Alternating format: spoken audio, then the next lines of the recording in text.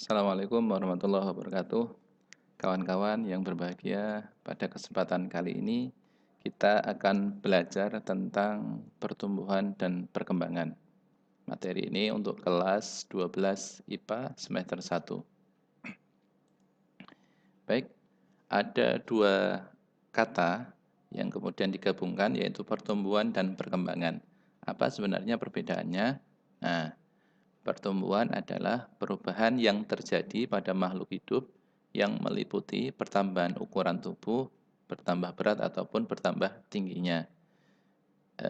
Kalau kita beri gambaran sederhananya, dulu ketika kita masih bayi, begitu kan, ukurannya masih kecil, terus kemudian tumbuh menjadi besar seperti sekarang. Nah, itu yang dinamakan dengan tumbuh atau pertumbuhan. Sedangkan yang kedua adalah perkembangan. Perkembangan adalah proses untuk mencapai kematangan fungsi organisme. Artinya, kemampuan atau fungsi organisme itu mengalami pertambahan atau mengalami bertambah kompleks gitu ya, bertambah dewasanya. Misalnya kita contohkan kalau pada manusia juga, dulu ketika kita masih bayi, masih belum bisa apa-apa, apa-apa nangis gitu ya. Tapi seiring berjalannya waktu, kita kemudian bisa uh, bertambah kemampuannya, kemudian bisa ngomong, kemudian bisa merangkak dulu ya, merangkak, terus kemudian berjalan, sekarang sudah bisa berlari ketika sudah dewasa seperti ini. Kemampuan berbicaranya juga lebih berkembang.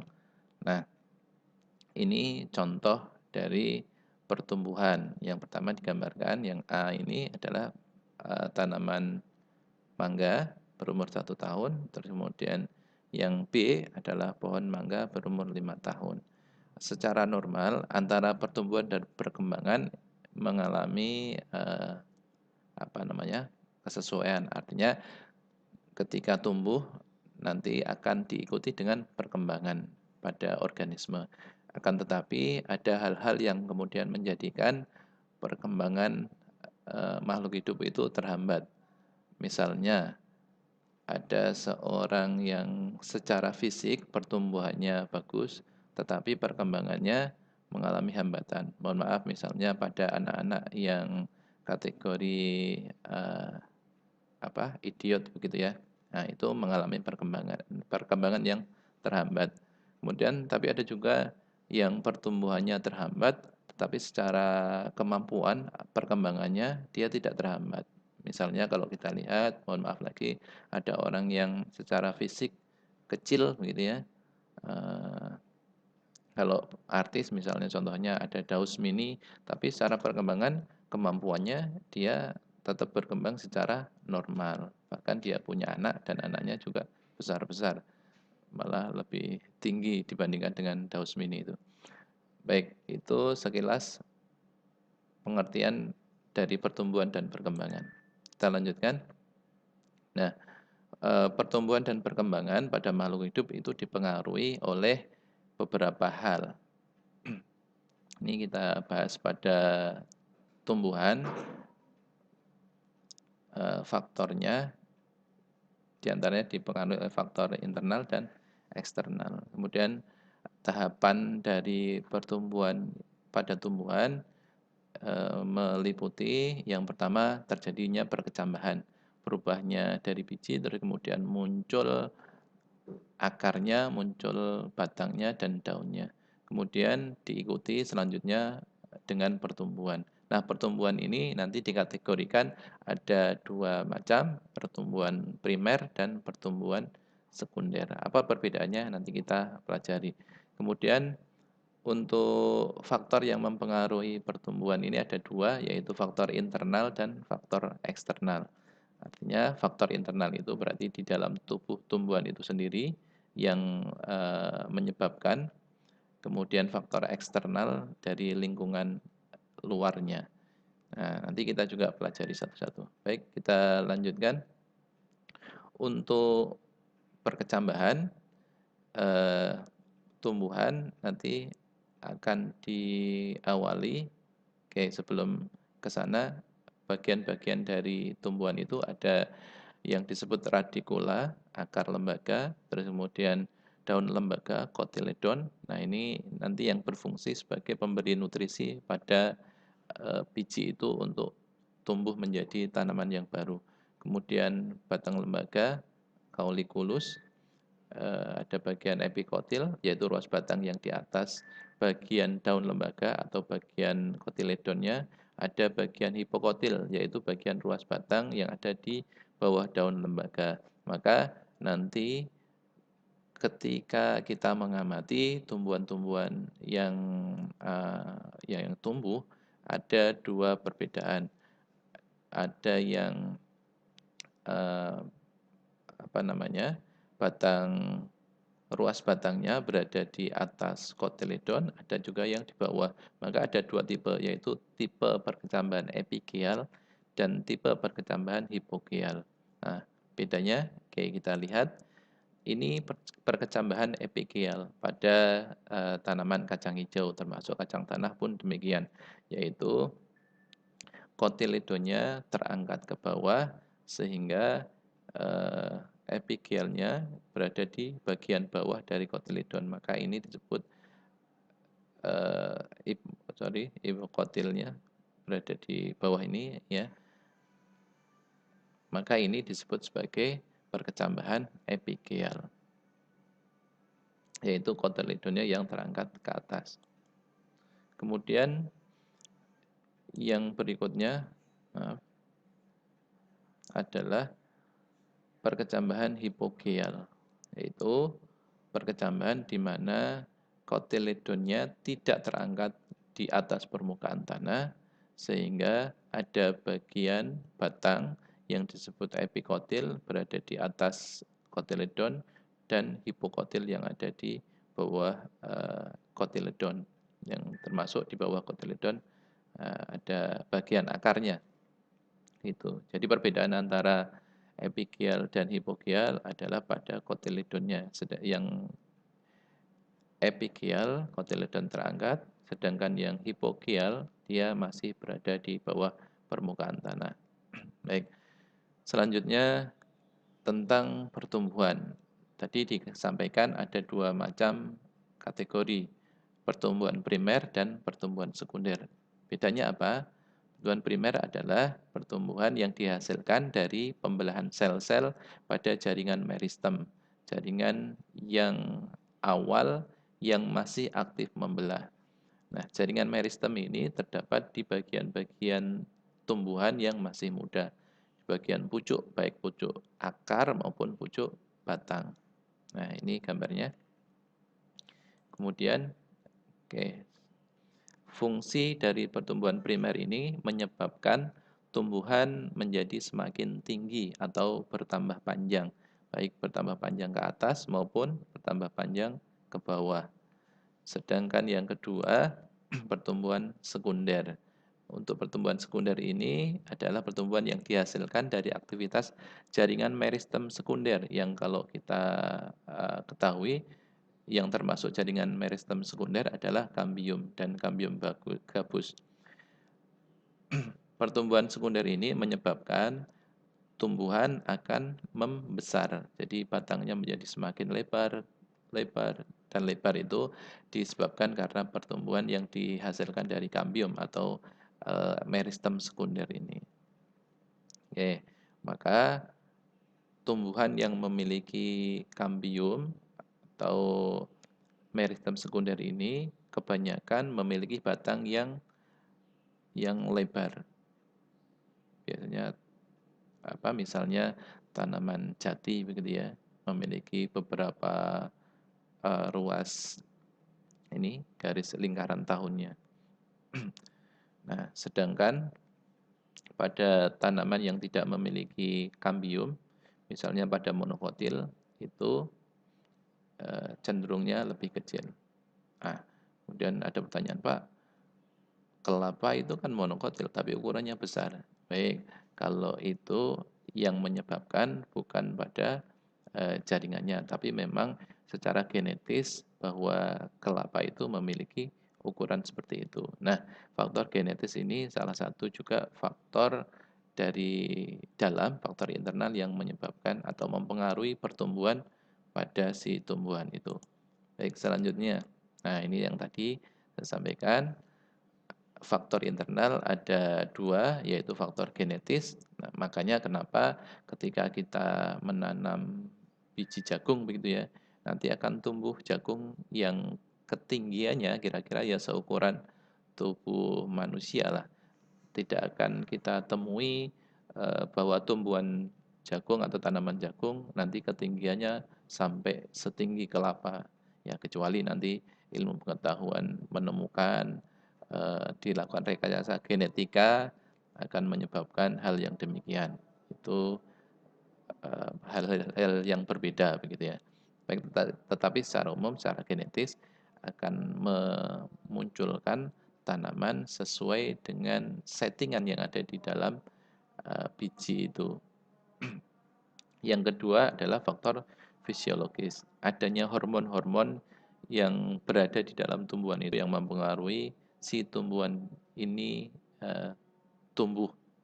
Apakah dia tumbuh baik ataupun tidak baik ataupun kurang baik. Seperti hanya kita, manusia itu memiliki beberapa hormon yang fungsinya untuk mempengaruhi pertumbuhan kita.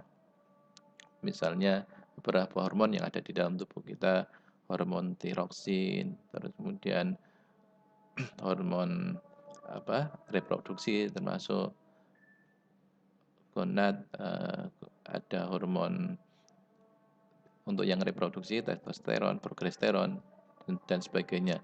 Nah, itu yang mempengaruhi pertumbuhan dan perkembangan pada tubuh manusia. Nah, kemudian pada tumbuhan hormonnya apa saja? Baik, nanti kita pelajari setelah ini. Oke, sebelum mempelajari tentang hormon, kita akan mempelajari terlebih dahulu faktor eksternal, faktor luar yang mempengaruhi pertumbuhan. Yang pertama ada temperatur atau suhu, yang kedua cahaya matahari, kemudian ada air, pH, oksigen, dan nutrisi-nutrisi yang lainnya. Oke. Untuk faktor luar, yang pertama air dan mineral. Ini sangat berpengaruh sekali terhadap pertumbuhan tanaman. Tanaman itu syarat utama untuk bisa berkecambah pada bijinya adalah adanya air. Meskipun tidak diberi nutrisi, tetapi ketika airnya cukup nanti akan muncul akar dan batangnya. Kenapa begitu? Karena di kotiledon atau bagian akar itu sudah memiliki nutrisi yang cukup untuk melakukan perkecambahan. Tetapi ini tidak bisa berlangsung terus-menerus karena kebutuhan untuk tumbuh dan aktivitas yang lain pada tumbuhan memerlukan energi yang banyak. Makanya tumbuhan memerlukan proses fotosintesis untuk memenuhi kebutuhannya. Oke.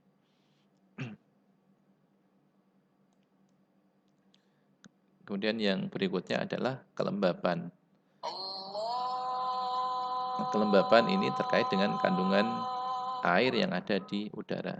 Kelembapan sangat berpengaruh terhadap kemampuan tumbuhan untuk melakukan evaporasi atau penguapan yang dipengaruhi oleh kelembapan rendah dan suhu tinggi maupun gutasi atau penetesan air pada waktu kelembapan udara tinggi dan kondisi yang dingin. Jadi kelembapan yang berbeda akan menyebabkan pertumbuhan yang berbeda juga pada tumbuhan. Dan beberapa jenis tumbuhan juga memiliki karakteristik yang beda-beda. Artinya ada yang bisa tumbuh di kelembapan tinggi, ada yang tumbuhnya justru di kelembapan yang rendah. Oke, selanjutnya adalah suhu. Suhu secara umumnya dia mempengaruhi kinerja enzim. Jadi enzim pada tumbuhan dipengaruhi oleh suhu. Suhu yang seperti apa? Suhu yang ideal yang diperlukan untuk enzim bekerja secara maksimal. Idealnya itu ya antara tumbuhan yang satu dengan yang lain juga beda-beda. Akan tetapi secara umum ya sekitar 30 6 sampai 38.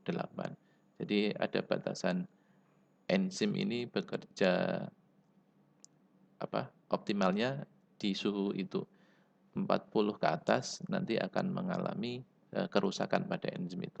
Maka yang dibutuhkan adalah suhu optimum untuk jenis tumbuhan. Meskipun seperti yang tadi Pak Thoib sampaikan, untuk apa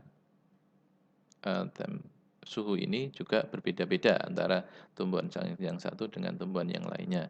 Kemudian yang berikutnya adalah cahaya. Nah, cahaya itu fungsinya untuk apa toh? Atau kalau diberi pertanyaan, cahaya itu sebenarnya mempercepat atau memperlambat pertumbuhan. Nah, ketika Pak Thohib menanyakan ke siswa-siswa, seringkali siswa menjawab itu bahwa cahaya itu mempercepat pertumbuhan, padahal sebenarnya tidak. Apa buktinya? Buktinya adalah ketika kita mengecambahkan kecambah kacang hijau misalnya, yang ditanam di tempat yang gelap itu justru tumbuhnya lebih panjang dibandingkan dengan yang ditanam di tempat ada cahayanya banyak. Kenapa? Karena di dalam tumbuhan itu ada hormon yang nanti kita pelajari juga, yaitu hormon auksin. Hormon auksin itu aktif ketika kondisi atau suasananya gelap, begitu. Maka tumbuhan di awal pertumbuhan ketika di tempat gelap nanti pertumbuhannya menjadi semakin cepat. Nah, kemudian timbul pertanyaan, loh kalau seperti itu matahari tidak dibutuhkan dong Pak? Bukan seperti itu. Awal pertumbuhan tumbuhan itu cukup dipenuhi dengan nutrisi yang ada di kotyledon. Tetapi ketika sudah habis, maka tumbuhan memerlukan energi yang digunakan untuk dirinya untuk melakukan pertumbuhannya. Dalam artian, cahaya meskipun sebagai faktor penghambat, artinya tidak kemudian menyebabkan tumbuhan itu kemudian mandek ataupun mati. Bahkan justru sangat penting karena apa?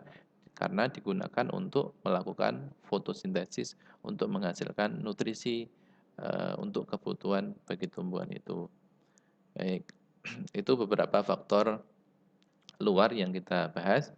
Kemudian yang kita bahas selanjutnya adalah faktor yang mempengaruhi dari dalam atau faktor internal, yaitu hormon.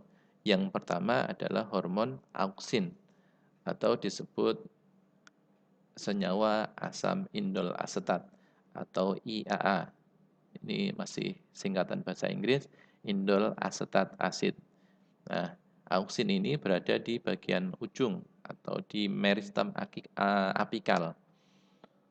Kemudian fungsinya untuk apa? Fungsinya adalah untuk membantu perkecambahan, untuk melakukan dominasi apikal, yaitu meristem yang ada di bagian apikal itu kemudian melakukan pembelahan sel yang akan menyebabkan tumbuhan menjadi semakin tinggi. Ini yang disebut sebagai auksin. Oh iya, tadi sempat Pak Taib sampaikan bahwa auksin ini aktif pada kondisi gelap.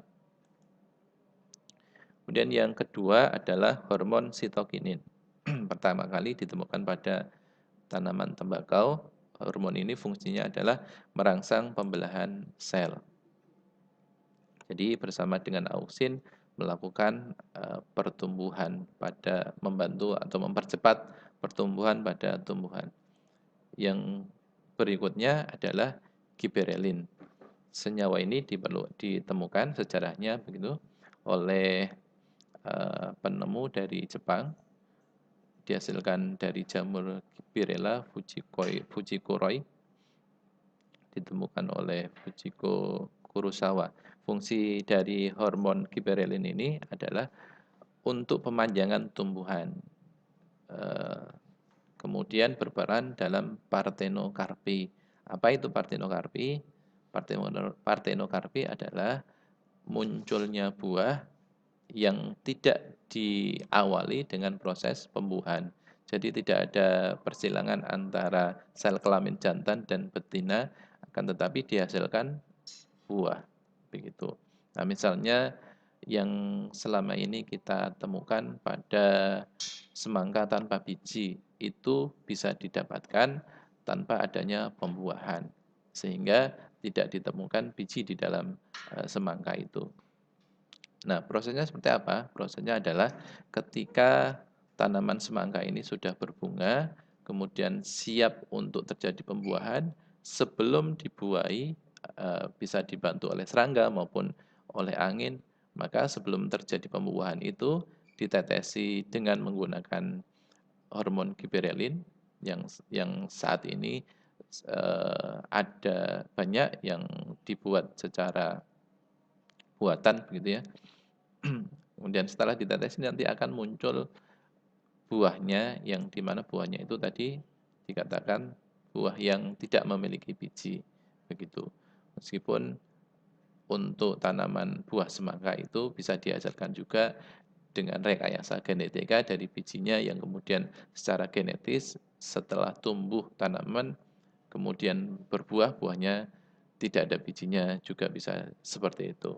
Nah, giberelin adalah salah satu cara untuk bisa digunakan atau berperan menghasilkan buah tanpa biji atau partenokarpi itu.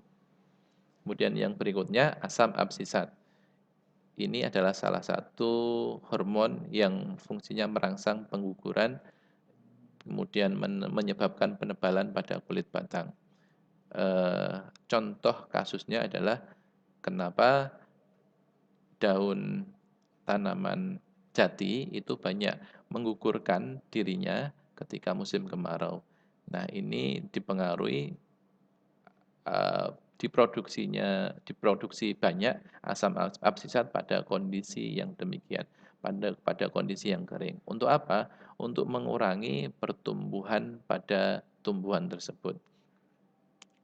Maka asam absisat ini fungsinya adalah memperlambat proses pertumbuhan. Karena jumlah air yang ada di tanah itu jumlahnya sedikit sehingga ya dia fungsinya untuk menghemat biar tidak terjadi kematian. Yang selanjutnya adalah gas etilen. Gas etilen ini fungsinya mempercepat proses pemasakan buah dengan cara merusak kloroplast pada kulit buah sehingga buah menjadi kuning. Maka ketika misalnya ada seseorang mengambil buah pisang yang belum betul-betul matang, kemudian disimpan beberapa hari, nanti akan matang atau empuk dengan sendirinya karena di dalam pisang itu ada gas giberelin. Ini sama halnya dengan karbit yang apa ya, yang yang sintetis begitu ya, yang dibuat oleh manusia yang fungsinya untuk mempercepat pemasakan buah. Tapi sekarang kadang orang apa ya, tidak berpikir tentang kesehatan manusia, yang penting bisa menghasilkan buah yang matang, banyak yang kemudian buahnya diambil sebelum waktunya, terus kemudian diberi zat tertentu dengan cara disuntik, padahal zat itu secara apa? Secara struktur, secara fungsi tidak baik untuk manusia. Maka ketika disuntikkan menyebabkan buah itu menjadi matang sebelum waktunya, kemudian zat-zat tersebut masuk ke dalam tubuh manusia terakumulasi sehingga maka sekarang banyak sekali penyakit-penyakit yang disebabkan oleh makanan yang dikonsumsi. Nah, tugas kalian nanti kalau sudah dewasa, terus kemudian bekerja berkaitan dengan hal-hal yang seperti itu, ya sekiranya, bukan sekiranya, harusnya kita tahu bahwa itu tidak baik, kemudian tidak kita lakukan. Yang selanjutnya adalah asam traumalin. Asam traumalin disebut juga sebagai kambium luka karena fungsinya melakukan pembelahan sel di daerah yang luka. Kalau ibaratnya di dalam tubuh manusia, di tubuh kita ada keping darah yang ketika tubuh kita terluka, kulitnya terkelupas kemudian berdarah, nah darah itu tidak mengalir terus-menerus karena ditutup oleh trombosit tadi atau keping darah. Nah, pada tumbuhan punya asam traumalin yang fungsinya untuk menutup luka pada tumbuhan itu. Nah, berikutnya adalah hormon kalin. Ini juga hormon pertumbuhan. Kalau tadi yang sebelumnya asam traumalin ya fungsinya untuk menutup luka. Kemudian yang selanjutnya hormon kalin, maaf. Ini fungsinya untuk mempercepat pertumbuhan, juga membantu proses percepatan pertumbuhan. Maaf ini slide-nya bolak-balik.